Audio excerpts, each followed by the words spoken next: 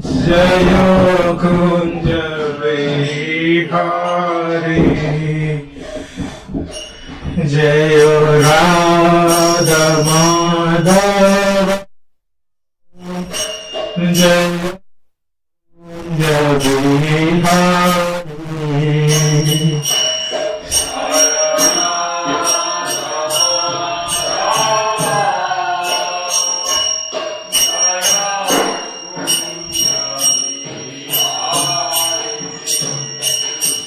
Jaya Gopi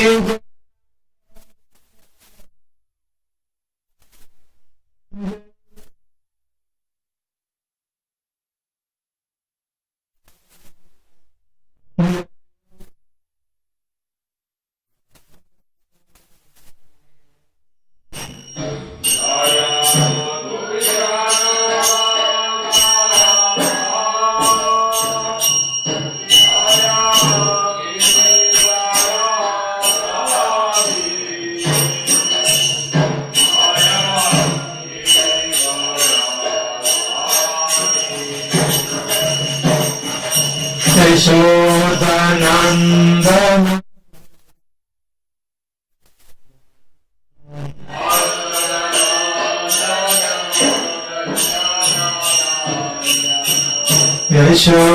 Yashodanandana Vandana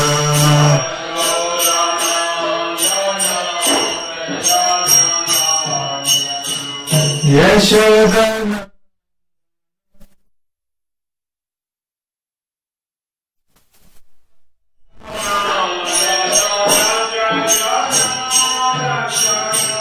Yamunati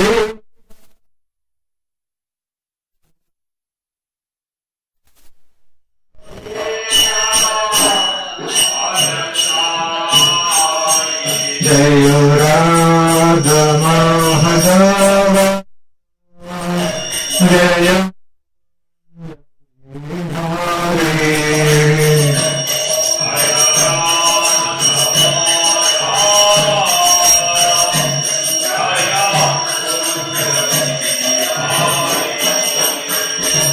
Jaya Gopi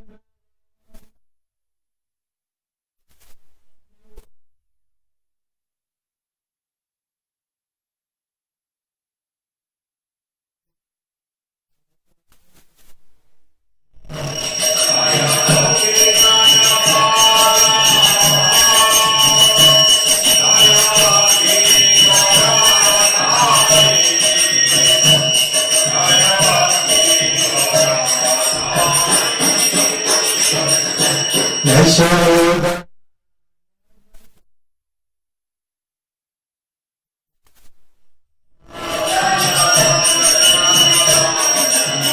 Yamunati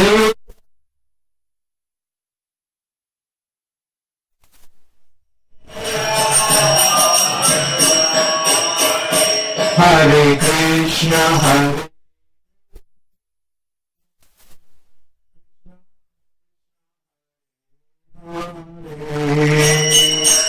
Hare Rama Hare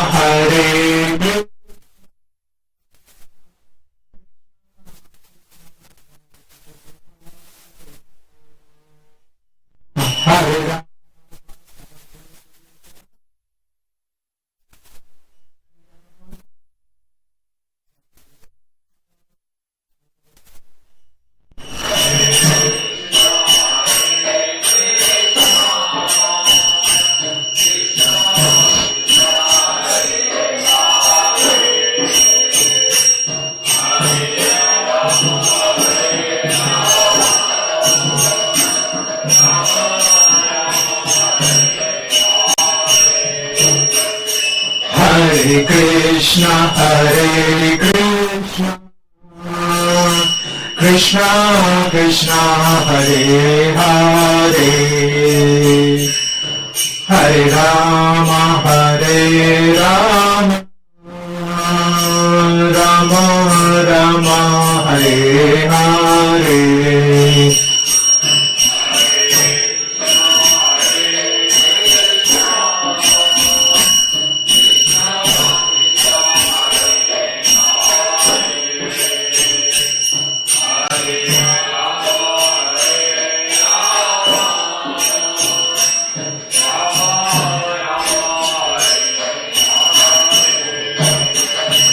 Hare Krishna, Hare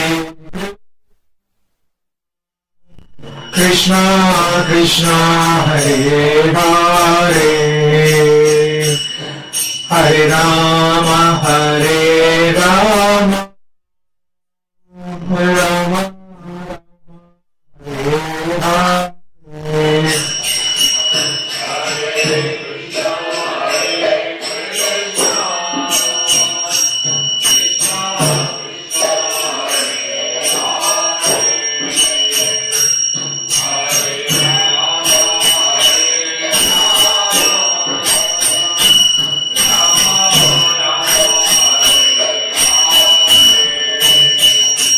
Hare Krishna, Hare Krishna, Krishna Krishna, Hare Hare, Hare Rama, Hare Rama, Rama Rama, Hare Hare.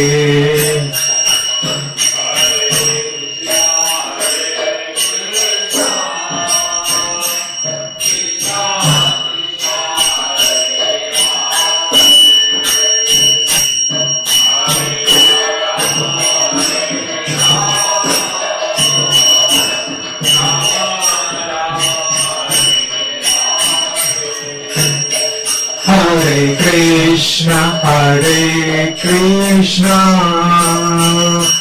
Krishna Krishna, Hare Hare, Hare Rama, Hare Rama, Rama Rama, Hare Hare.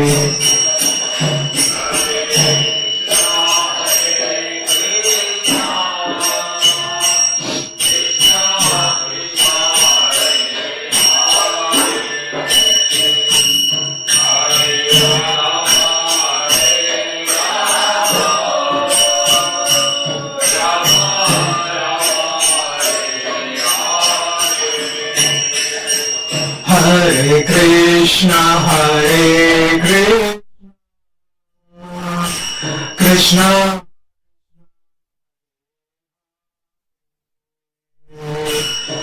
Hare Rama, Hare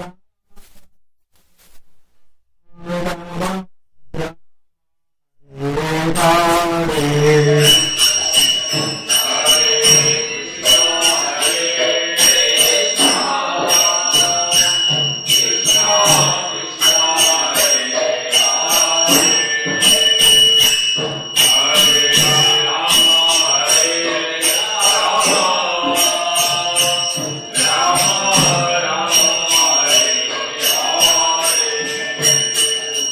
Hare Krishna, Hare Krishna, Krishna Krishna,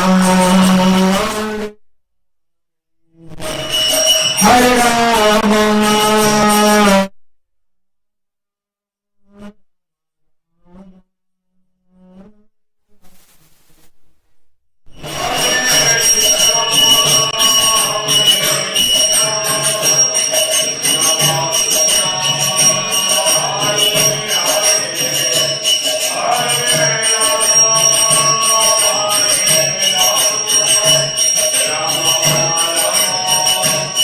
Hare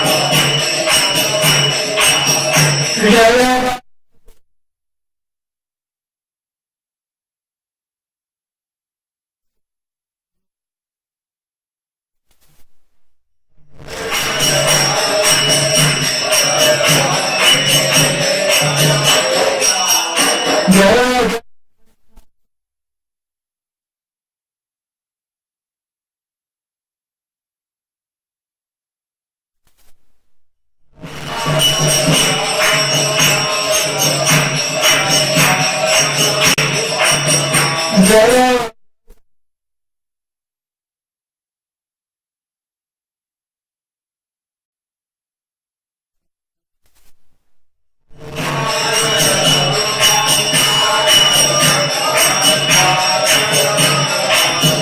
Jaya Jaya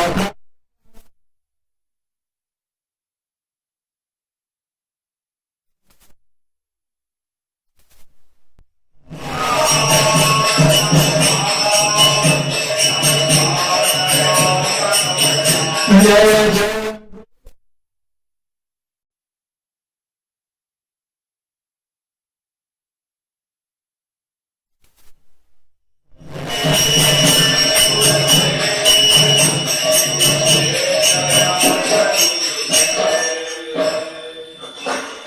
एवं विष्णुपाद परिहंसकाचार्य अष्टोत्तर शत श्रीमद अभय चरणारविंद भक्ति वेदांत स्वामी श्रीला प्रभुपाद की इस कानफल आचार्य श्रीला प्रभुपाद की नामाचार्य श्रीला हरिदास ठाकुर की ग्रंथराज श्रीमद भागवतम की all glories to assembled devotees, all glories to assembled devotees, all glories to assembled devotees, all glories to Shri Guru and Gauranga, all glories to Srila Prabhupada ki jai.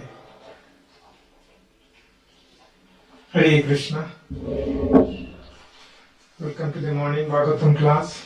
Today we are reciting the verse from Canto 3, chapter 31, the movements of the living entities, and the text 43. Yes. Om Namo Bhagavate Vasudevaya. Om Namo Bhagavate Vasudevaya. Om Namo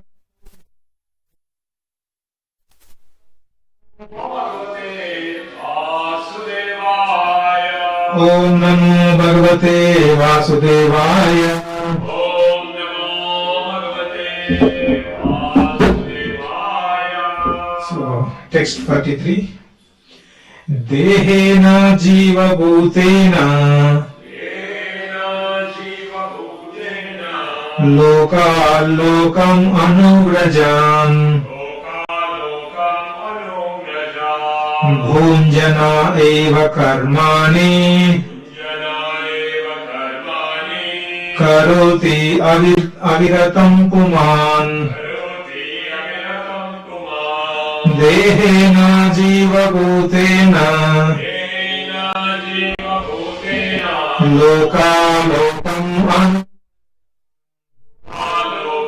Lokam Anugrajan bhunjana eva karmani Jana Eva Karmani karoti aviratam puman Karoti Amiratam Kumam dehena jiva bhutena Dena Jiva Bhutena loka lokam Lokam Anugrajan bhunjana eva karmani Jana Eva Karmani karoti aviratam puman Karoti Amiratam Kumam Dena Jiva Bhutena dehena jiva bhutena Loka Lokam Anugrajan loka lokam anugrajan Jana Eva Karmani bhunjana eva karmani Karoti Amiratam Kumam karoti aviratam puman dehena jiva bhutena Loka Lokam Anugrajan bhunjana eva Karmani Karoti Amiratam Kumam dehena Bhutena lokam lokam bhunjana eva karmani Karoti Amiratam Kumam What word meaning? Dehena, on account of the body. Jiva bhutena, possessed by the living entity. Lokat, Loka, from one planet. from one planet, Lokam, Lokam, to another planet. another planet, Anurajan, Anuraja, wandering. wandering, Gunjana, Kunjana, enjoying. enjoying, Eva, Eva, so. so, Karmani, Karmani, fruitive activities. activities, Karoti, Karoti, he does. he does, Aviratam, Avirata, incessantly. incessantly, Puman, Uma, the living entity. Translation and purport by His Divine Grace Sri Bhaktivedanta Swami Srila Prabhupada ki jai. Translation, please repeat with me. Due to his particular type of body, the materialistic living entity wanders from one planet to another, following fruitive activities. In this way, he involves himself in fruitive activities and enjoys the results incessantly. Purport. When the living entity is engaged in the material body, he is called Jiva Bhutena. When he is free from the material body, he is called Brahma Bhutena. By changing his material body, birth after birth, he travels not only in the different species of life, but also from one planet to another. Lord Chaitanya says that the living entity is bound up by fruitive activities or wandering in this way throughout the whole universe. And if by some chance or by pious activities they get in touch with bona fide spiritual master, by the grace of Krishna, then they get the seed of devotional service.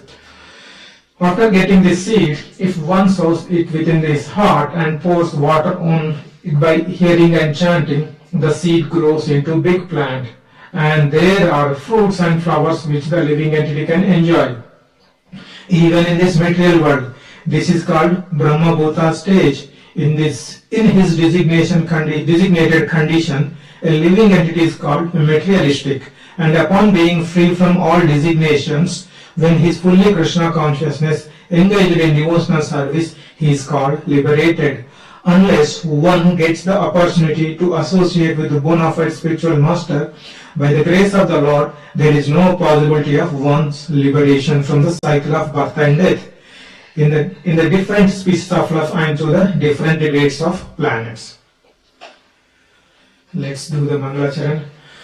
Om Jnanatimirandasya Jnananjana Chakshurunmilitam Yena Tasmai Shri Gurave Namaha. Shri Chaitanya Manobishtam Sthapitam Yena Bhutale Swayam Rupa Kadamahyam Dadati Swapadantikam Vandeham Shri Guru Shri Yuta Kamalam Shri Gurum Vaishnavamscha Shri Rupam Sagrajatam Sahagana Raghunathanvitam Tam Sajivam Sahadvaitam Savadutam Parijana Saitam Krishna Chaitanya Devam Sri Radha Krishna Padam Sahagana Lalita Shri Vishakhanvitam Sya He Krishna Karuna Sindhu Dina Bandhu Jagatpate Gopisha Gopika Kanta Radha Kanta Namostute Tapta Kanchana Gaurangi Radhe Vrindavanam Rishabhanu Sute Devi Utanamami Hari Priye Vancha Kalpatarubhyascha Krupa Sindhubhya Evacha Patitanam Pavanebhyo Vaishnavebhyo Namo Namaha.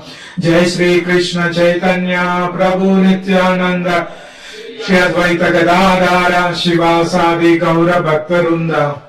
Hare Krishna Krishna Krishna Hare Hare Hare Rama Rama Rama Hare Hare Hare Krishna Krishna Krishna Hare Hare Hare Rama Rama Rama Hare Hare Hare Krishna Krishna Krishna Hare Hare Hare Rama Rama Hare Hare. Hare Krishna. So welcome everyone once again.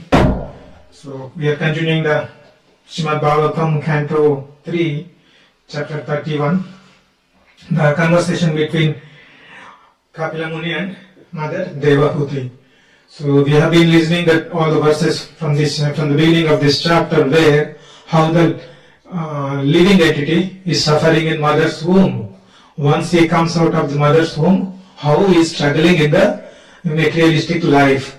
So, like in the previous verses, he is entangled in so many materialist activities, and he will be keep on degrading day by day. And this is what this is how he is suffering in the material world. But in today's verse, when we are seeing that the Prabhupada is also using this verse to explain how the materialistic condition living entity, how can he come into the contact with the devotee, how he can get into the devotional path. So that's what in the Prabhupada was discussing. So there was a nice pastime from Srila Prabhupada. So when Prabhupada was in Vrindavan, he was one of his assistants was doing the massage, and there was a tree, and then so many birds are coming, and each bird is coming, bringing the birds are coming and building their nest. So Prabhupada told the disciples that the birds are creating so much disturbance, so you please take this away from. Then devotees are trying to take the birds, not to create a nest there. But each time, whenever these disciples send in, they are going back. But after some time, the birds again are bringing with the sticks and building the nest. By seeing that, Prabhupada was again, Prabhupada will every opportunity, every incident to make us realize that in which condition we are living. So Prabhupada was using that example to see that same way in this material life, we also try to, what the birds are trying to do, they are trying to build nice nest so that the birds can live comfortably. Same way, we are also in the materialistic life, we are also trying to do the same thing. We try to create all materialistic possessions, facilities to live comfortably, to happily. But same thing, but so with that, as a result of those activities, we take again birth, again we suffer. So which is happening. So every opportunity Prabhupada using to realize that what is our condition in this material world. So same way, the Prabhupada is saying the same thing. We are entangled in this material world, we are suffering. And at the same discussion, even Kapila Muni was also saying the same thing. And Prabhupada was saying, they continuing that, okay, those who turn towards Krishna, they will be, though that person is more intelligent. But those who are not looking towards Krishna, those who are busy in their own life without bothering the spirituality, they are not intelligent. So this is where we can understand that from these discussions, every living entity, both Prabhupada and the Kapila Muni, they are saying the same thing. That we have to, we are enjoying in the material world, and we have to turn towards Krishna to progress in the bhakti. So even this is not a theory. We can see in Prabhupada's life, he made so many hippies and drug addicts, these people are materially enjoying. But with the Prabhupada's influence, Prabhupada's potency, Prabhupada's devotion, he was bringing all of them towards Krishna. So in this verse, Prabhupada is focusing how we can bring them to Krishna consciousness. So we will also discuss more in line to that Prabhupada purport. We will try to discuss about the bhakti in the subsequent, for next half an hour time. So in the purport, Prabhupada is also mentioning there are three different stages. One is Jiva Bhuta state, where living entity is conditioned. We are all, so without bothering about spirituality, without bothering about our inquisitiveness, why we are here, right? So without bothering all these things, person is engaged in our materialistic activities. That is the Jiva Bhuta kind of state. And the next one is Brahma Bhuta state. Brahma Bhuta state, with some association of some devotees, some knowledge you got, saying that you are not this body, you are the spirit soul. Then you realize that, okay, fine, when you keep on doing your austerities and the devotion, when you get a state where you will reach Brahma Bhuta state. In a way, in Bhagavad Gita we know, Brahma Bhuta state. Brahma Bhuta Patishtatma Nasochati Nakangshati, right? So when you are in the Brahma Bhuta state, you will not have any happiness, you will not have any distress. You think that it's a body, you are not the body, you are the soul. So that kind of understanding you will be having in a Brahma Bhuta state. But that is not the ultimate aim. From there, we have to continue performing the devotion. By the mercy of spiritual master, by the mercy of devotees, we will be reaching the state of the Krishna conscious stage. That is called the liberated stage, where you will be completely surrendering to the Krishna. You will be surrendering to the Supreme Lord, and you will be progressing in, you will be reaching the perfect stage in Bhakti. So these are the various stages. Jiva Bhuta stage condition, Brahma Bhuta is the middle stage, and the final stage is the Krishna conscious, the liberated stage. These are the ways. But how devotees will come into, how he will pass through various stages, that also we can see. In one example is that there is a Vishwanath Chakravarti Thakur commentary in Bhagavatam. This Amarendra Prabhu was quoting this analysis.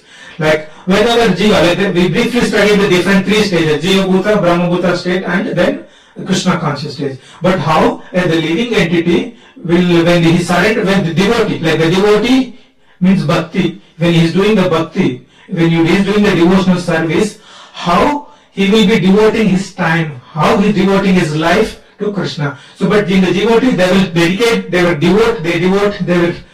dedicate their life to the Krishna, right? But there are different stages. Directly in the first instance, yogadi will reach the stage where you will completely surrender to Krishna. But it is a gradual process. The first stage, which I was listening the lecture, is first stage where we said it is dedicating your time. First thing is you will allocate your time for Krishna. Like if you recollect all your beginning of your journey, Krishna Bhakti devotional journey, when you will see that you will come to the temple, you will take some time, you come to the temple, and when you will associate with the devotees. So that is the first step. When you come, that is the first. First you start with allocating your time, devoting your time to Krishna. Then you start dedicating your ears to Krishna. What you will do? You come to the temple, then you start listening kirtan. You start listening lectures, and you will associate with the devotees. Then the next stage, first you allocate the devoted time, the next one ear, the third one you dedicate your throat or the tongue to Krishna. With that what you will do? You will eat prasadam, you will sing nice bhajans, kirtans, so you will read scriptures, so many things you will do. So it's a gradual evolution process. The next fourth stage, you will start thinking about Krishna in your mind. You will remember Krishna's beautiful form of Radha Gopinath in your mind. You will be contemplating many pastimes of Krishna through your mind. So this is how you gradually progress. And then the fifth stage will come where you will dedicate your heart to Krishna. You don't like any other, everything, whatever you do, you try to please Krishna. Your heart is filled with love towards Krishna. This stage is the fifth stage, not the first stage, right? So it's a gradual process. And the final stage, your mind, body and words, everything you will be dedicating to Krishna. This is how the devotional process works. So in a current purport, Prabhupada briefly categorized the three levels, but when you see from how you progress in bhakti, these are the various stages we can see. First you will dedicate time, then your ears listening, then throat you will engage in the service, then your mind, then heart, and finally your manasa vacha karmana, mind, body and words, everything you will dedicate to Krishna. So this is the final perfection stage where you will surrender to Krishna. So this is the ultimate final stage of your devotion. So but in general, we generally take the devotion very casually, right? We in day to day more frequently we use, but the devotion is not that simple. It is not easy. It's a very huge subject actually. There are many aspects of devotion is there. Like one reference I can say, like when Rupa Goswami went to Prayag to meet Chaitanya Mahaprabhu, right? So Chaitanya Mahaprabhu was instructing Rupa Goswami. He instructed Rupa Goswami for 10 days in Prayag and about the devotion. And Mahaprabhu told that the devotion is very vast, but I can give only little bit in 10 days.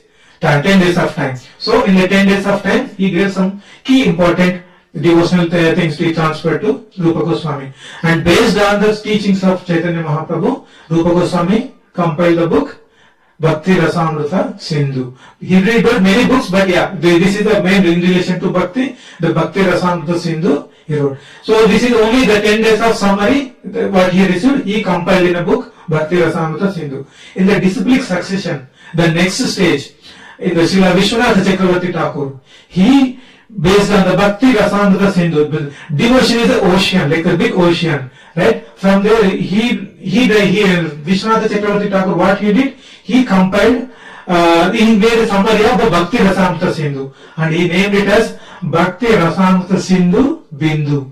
Bindu is a drop. So from the big ocean of Bhakti Rasamrita Sindhu, he take one drop of ocean, one drop, and he made a summary of the Bhakti Rasamrita Sindhu. Right? So we can understand how the first Chaitanya Mahaprabhu himself told is the vast subject, he gave only little bit in 10 days. From there, using that Rupa Goswami compiled nectar Bhakti Rasamrita Sindhu. From there, Sri Vishwanath Chakravarti Thakur, only one drop is Bhakti Rasamrita Sindhu Bindu.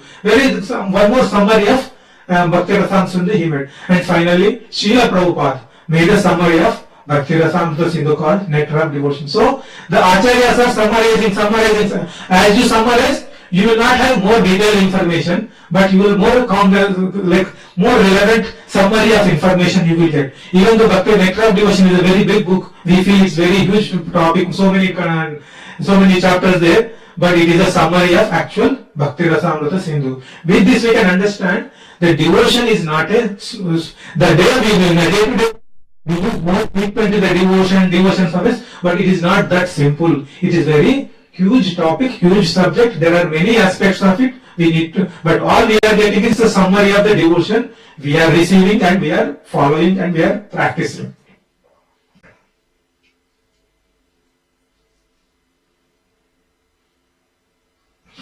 And the next thing is, so the devotion, bhakti is not an inactive thing. So generally people think that okay, devotion is nothing but a simple thing. Sit at one place and do meditation.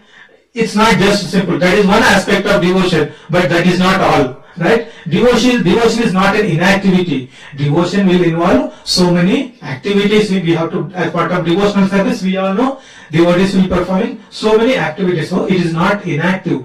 So in general, in material sense, if you have to perform any activity, you won't do anything for free. You need some motivation. We go for job, we work in offices, and what is our ultimate aim? Get some money. And so kid is going to the school. The reason is the parents will have a desire that okay, he will do a good in studies, finally he will get a good job, he will be staying nicely in leading nice happy life. And youth is going to university. So everyone is having their some motivation, material motivation, so that because of that material motivation, they are doing some work. Without motivation, nobody is doing any work in this material world. That is, even a small kid, like in nowadays we are saying that when small kids, they don't eat any food. But if the parents give mobile phone and put some movie or cartoon or something, they will start eating, right? So every stage, every part of our material life, the motivation, some inspiration is required. Without that, we cannot do any material activity. Same way, in bhakti is also, we need some kind of, bhakti it involves various activities. So, it also requires some kind of motivation. Like we can remember all our things, like how we started coming to the temple. Some devotee or some senior devotee must have spoken to us. And then we got attracted with some words the devotee spoken, from nice words from Bhagavad Gita, something they told that attracted me. So that inspired to come to the temple. After that, when we start coming to the temple, we met devotees and some senior devotees or the Shiksha Guru will tell you that okay, chant one round. And then we keep on doing the devotional. And after some time, we take the shelter of spiritual master. Right? It's a gradual process. Every stage, somebody is inspiring. When we are in the association of devotees, we try to get some motivation, some inspiration. With that, we will be doing more and more activities in the devotion. We can all recollect. When we started our journey, we started with one round.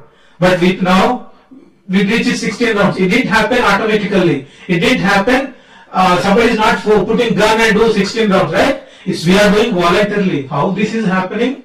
It's a subtle thing happening where we are getting the inspiration, some motivation by associating with the devotees, by taking the shelter of spiritual master, by reading the scriptures. Through various means we are getting that motivation, that inspiration, so that we are continuing in our devotion. So in this case, one of the important thing is taking the, Prabhupada also in mentioning the purport, taking the shelter of spiritual master. So we know that Brahmande Brahmite Kure Bhagyavan Jivan Guru Krishna Prasadapaye Bhakti Lata Bija, right? So we are wandering in various, we are taking multiple births and deaths in this world, and taking various births, like different of life. Finally, when we come to take the human form of life, by Krishna's mercy, we get opportunity to associate with the spiritual master. With the spiritual master instructions, we will get more motivation and the more inspiration to perform bhakti. So here we can discuss briefly about spiritual master instructions. Sometimes spiritual master gives specific instructions, like in case of Srila Prabhupada, Bhakti Siddhanta Saraswati wanted to preach Srila Prabhupada in Western because of he know Bhakti Siddhanta Saraswati know the Srila Prabhupada's skills, strength at that time. He can nicely speak English and he can write English. So he saw his skills and so Prabhupada is the right person to preach in Western world. Like sometimes Guru can give specific instructions to motivate you to perform devotion. Sometimes when we understand the mood of the spiritual master or when we understand his lectures, where we can understand his mood and with instructions, then we can follow. So in case of, so it's a person to person, each person will have different instructions or different responsibilities you will get from the spiritual master. Like in case of Rupa Goswami, we can see. So when Rupa Goswami got the instructions from Mahaprabhu, so what he told, you write the literature and excavate all the lost places in Vrindavan and establish the deity worship. Spread the holy name, right? These kind of instructions Rupa Goswami received from Chaitanya Mahaprabhu. And in case if you see the Ramayana, I can remember there are many pastimes in many scriptures, but one example I wanted to quote here is Shabari's pastime, right? Shabari was serving in the Matanga Muni ashram for so many years, and Matanga Muni told Shabari that you stay here, after a few years Lord Ram will come. And she took his instructions. She continued staying there, serving the devotees there. Finally, she got Lord Ram's darshan. And one more example I would like to quote here. I know we all know the mother cow dairy milk we get every week from Melbourne. Here many devotees will be buying the milk, and it's Ahimsa milk. That project was started by some devotees in Melbourne. Actually, they were also took the shelter of His Holiness Bhakti Rasanto Swami Maharaj. He is also my spiritual master. So what they did, they were very much, Maharaj was doing some farm projects in India, Bhakti Rasanto Swami Maharaj, and they were very much attracted with the Maharaj's teachings. Like Maharaj always wanted to lead the Vedic lifestyle of life. He was emphasizing on Vedic type of lifestyle, and when he was constructing an eco village in Belgaum near Karnataka, it's a Gokuldam. It is completely Vedic style. You will not have any modern day equipment, electricity, everything. All organic farming, everything is happening. So he was more emphasizing on organic Vedic style of living. So they got inspired with Maharaj's preaching, and they started this Ahimsa Milk project in Melbourne.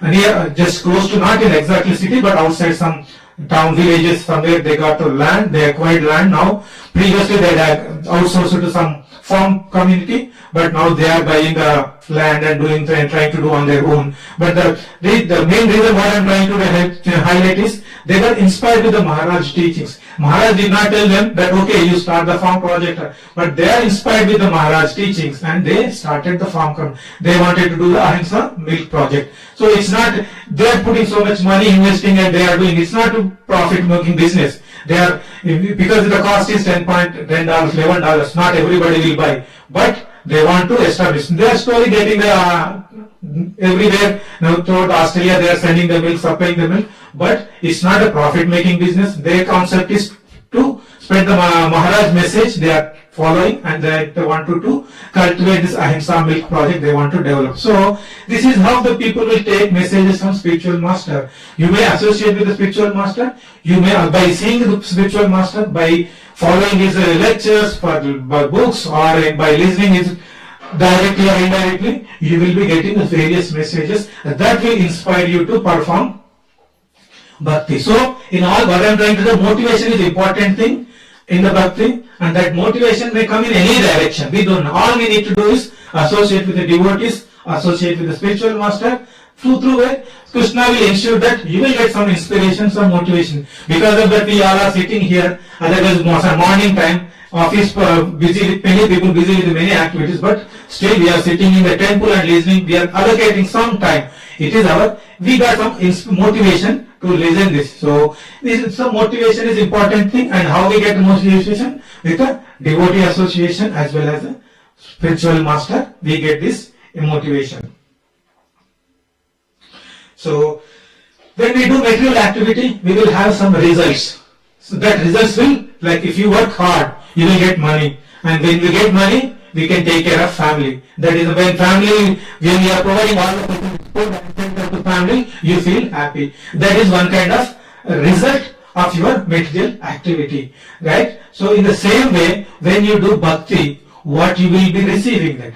When you do the bhakti also, you will get some kind of pleasure. Again, I'll quote the same example, right? So when you started bhakti, you started with one round of chanting, but you reach it to 16 rounds, sometimes even more.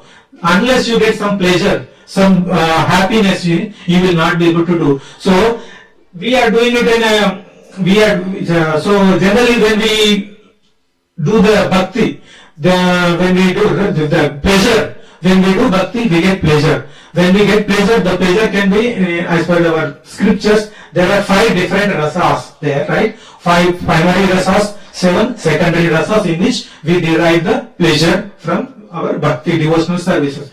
For 5 primary rasas, Shanta, Dasya, Sakya, Vatsalya and Madhurya. And there are 7 secondary rasas.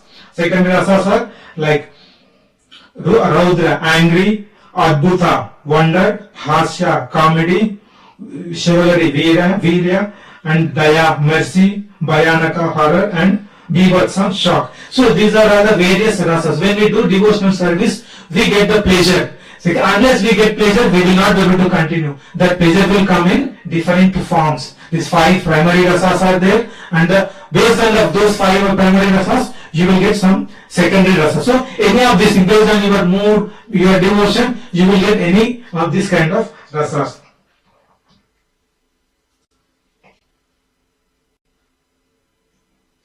And when we do discuss this primary and secondary rasas, what is the connection? We'll try to discuss a bit more on this rest. So primary rasas like this, Shanta rasa, Dasya, Sakya, Vatsalya and Madhurya rasas, right? So these are the primary rasas. Why is this called primary rasas? So the secondary rasas, like what are the Adbhuta, Hasya, anger, everything, these are dependent on primary rasas. I'll take one example to give the more clearly between the connection between the primary rasas and secondary rasas. It's like Madhumangal is there in Krishna's pastimes. What is his rasa? Madhumangal is a friend of Krishna. So which rasa he is following? Sakya rasa, yeah? Right. But sometimes when Madhumangal is exchanging with Krishna, sometimes he will be angry. He will be very angry on Krishna. Sometimes he will make jokes, right? So here the Sakya rasa is the primary one. But on top of the Sakya rasa, he is exhibiting secondary rasa. Sometimes happiness, sometimes joke, sometimes fighting spirit, like different secondary rasas he will. So the base is primary rasa. It will enhance the rasa of beauty of primary. The secondary rasas will enhance your primary rasa. So this way the more connection with Krishna will be established. Madhumangal will be doing, let's take many other examples. Even Radharani is there in conjugal love, but sometimes she will be angry on Krishna, right? So there are the primary rasa is there, but the primary beauty of the primary rasa will increase through secondary rasas. So this is how we can see the connection between the primary rasas and the secondary rasas. So these are the results of our bhakti. These rasas are these are the pleasures we get through our devotion. And the difference between when we do the material activities, we get some pleasure. When we do spiritual activities also, we get some pleasure. Then what is the difference between the material pleasure and the spiritual pleasure? The material pleasure when we do, like, so we work very hard for Monday to Friday. Then Friday evening, you will be exhausted. You feel very tired, right? Then what? Okay, you will go break on weekend. So you do some activities to rejuvenate, to get more energy, and Monday onwards again you do by involving your activities. So what will happen? In material activities, you work 5 days and then you have some motivation, some inspiration to earn money, and then you work hard for 5 days. But after fifth day, you will be very tired. Where was the motivation? The Monday morning, you are very much energetic to work hard.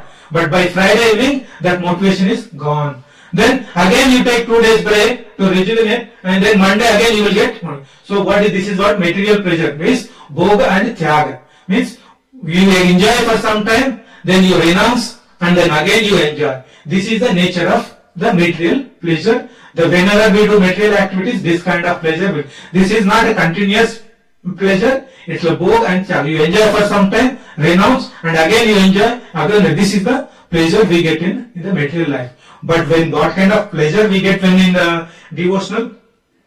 See, like when we read from our Bhagavad Gita and many scriptures, when we leave our body, only what is accompanying us? We are not having any material possessions, anything. Our karma, our bhakti is associated, right? The pleasure which neha vikrama nasosti prachavayana vidyate swalpam apyasya dharmasya trayate mahatu bhayat. The whatever little devotion you do, that will help you to get a right destiny. It will decide your next destiny. You will get the same opportunity to perform bhakti in your next life. So that is the pleasure you will get. So that is what this pleasure you will get in the through bhakti is. It's eternal. It will ensure that you will get the next birth, the right birth, and you will be able to continue in doing the bhakti. So this is how we can see the big difference between the material and spiritual rasa. Spiritual rasa is eternal. It will every life after that, whenever it will always accompany you. The pleasure, the result of your bhakti. But material, we said bhog and tyag, right? You enjoy and renounce. Enjoy and renounce. This is how the difference between. Now, when we see that devotion, there are so many, like the devotion subject is very big. That's what Chaitanya Mahaprabhu told, and many of the acharyas also told.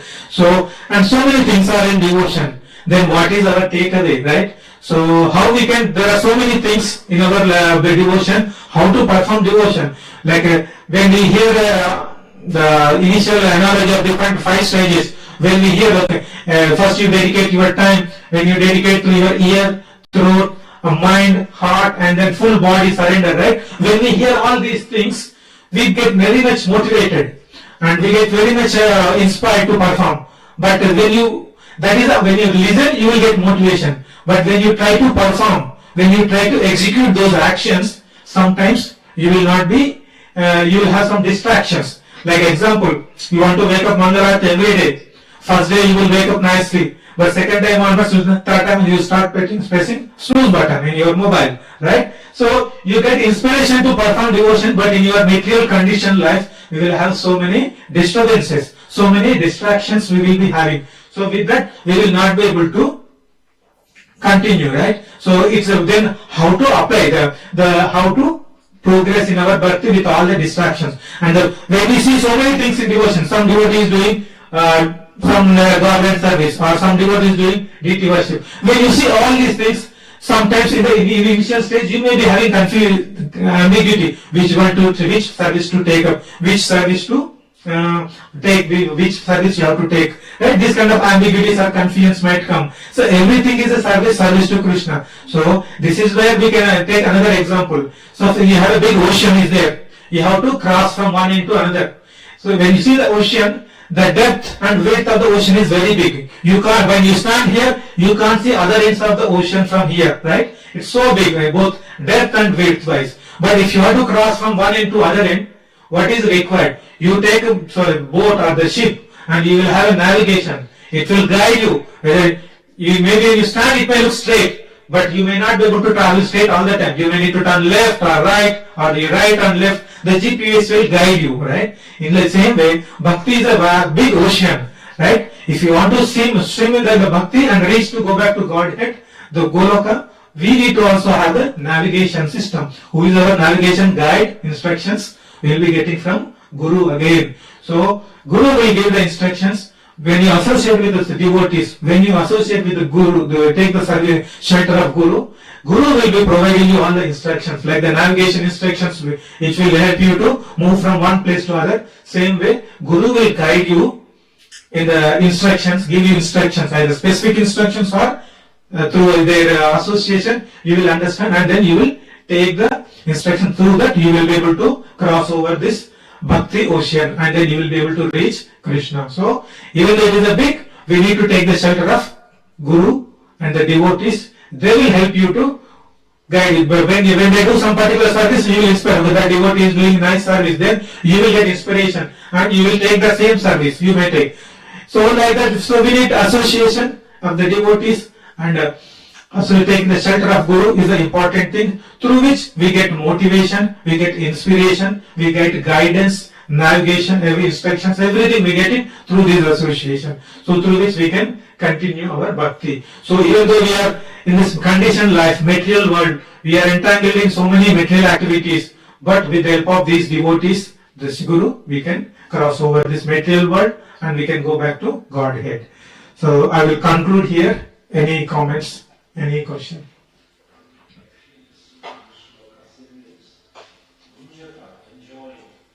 Incessantly. And the translation we can see the last line. He involves himself in fruitive activities and enjoys the result incessantly. Just try to understand how is the living entity enjoying uninterruptedly by performing fruitive activities. Is that like a satire statement, or is that like an illusion? See, the living entity is enjoying the material world continuously without uninterruptedly, right? Yeah, that is what, see, not through one activity. You may be performing different activities. Like, see, example, I quoted one example. Monday to Friday. What is your aim is to work hard to get money and take care of your family or your needs. That is also material enjoyment. Like, you are not, there is no Krishna devotion, nothing is there. Purely you are working hard to get money. That is a material activity. Then Friday, you will be very much tired. Then you will choose another activity. 2 days, you will go for some recreation. You go to beach or you go to movie. That is also material enjoyment. So it's not just one activity you see, but it is a continuous. Every day, you will be, different activities you will be doing, but at the end, you are continuously involved in material enjoyment. That way you can understand. No. Yeah, that's what there is no realization. Unless you, by mercy of Krishna, if you get connection with some devotees, they will guide you in the right direction, then he will slowly come towards Krishna. That's what in the beginning example, I was quoting Prabhupada's example, where he was saying that the birds are coming and building the nest. Even though he is sending the birds away, the birds keep coming and trying to build the nest. Same thing Prabhupada was saying, we are also doing. Unless you turn towards Krishna, there is no way you will keep on enjoying in this material world. That is our situation. Yes, Prabhu.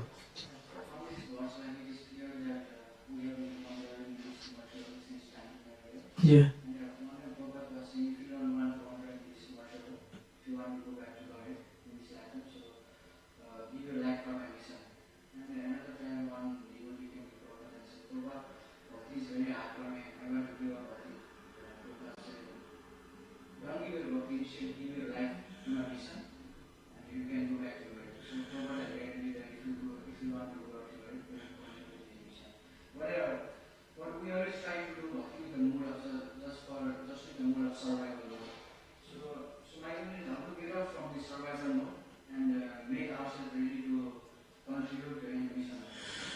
So Prabhu, yeah, nice question. So your question is, when we do the bhakti, we will try to bhakti not in a like a survey. We want to continue the path of bhakti with that motivation. You want to continue and you go back to Godhead. That would be your motive. With that motive, you are doing bhakti. Is that right? You are not actually. Your desire is not to serve the movement or the mission, but you have your selfish desire that it's even though it's a devotional bhakti related desire, but you don't have that desire is there to continue your bhakti. But what you wanted to, how you can develop the mood to serve Prabhupada mission without any selfish desire.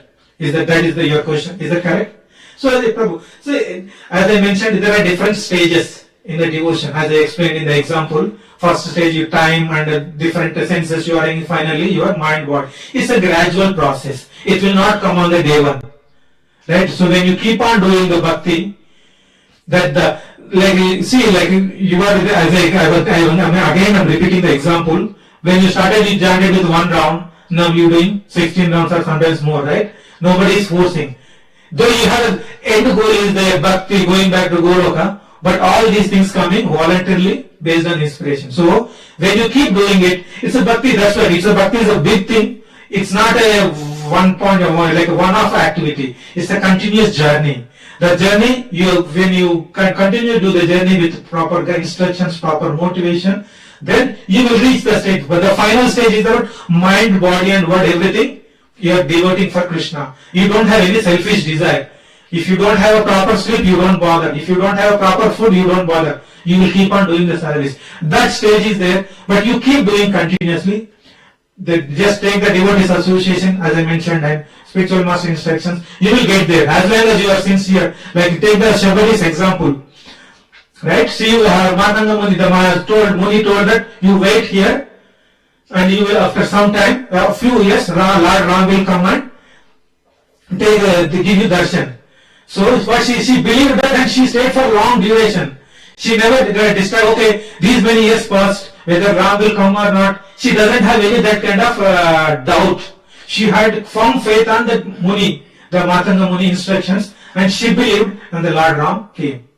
Right? So you need to be determined to do the service. Your determination and association will bring you that stage. So all you need from your side, you need to have a determination to continue. You firm faith on scriptures, faith on your instructions from the Shiksha Guru, Diksha Guru. So these things will bring you there, Prabhu. But yeah, from your side, it show the determination, continue your path. ग्रंथराज Shrimad Bhagavatam की जय, जगत गुरु श्रील प्रभुपाद की जय।